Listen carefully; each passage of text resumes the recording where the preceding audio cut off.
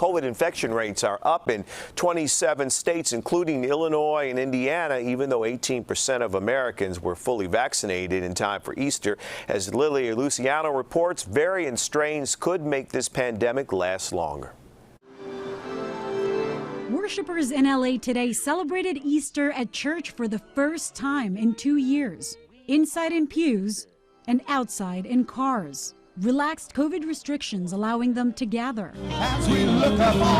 Elsewhere, some unmasked and ignoring safety protocols. JESUS! Former FDA Commissioner Dr. Scott Gottlieb told Face the Nation Americans must remain vigilant. We're still in a high prevalence environment. We still have these variants circulating that we don't fully understand. It's a race between the deadly variants and vaccinations. The CDC says on average, 3 million people a day are getting shots. On Friday, a record 4 million.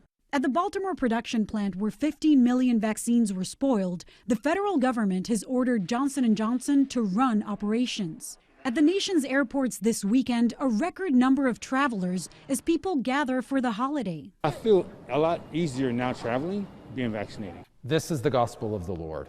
In New York City, Pastor Timothy Wiseman at Holy Trinity Lutheran Church welcomed worshipers for in-person services. Tell me how your church is doing. To say the most obvious thing, it's been a tough year. How does it feel to go back to an in-person service after half a year of not doing it? Having 30 people in the room is an amazing feeling. Just being in the same room together is proof to me that there is life past this pandemic.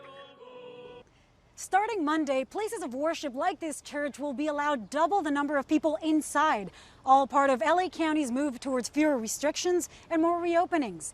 Lilia Luciano, CBS News, Los Angeles. As of today, the CDC says nearly 1/3 of all Americans have received their first dose of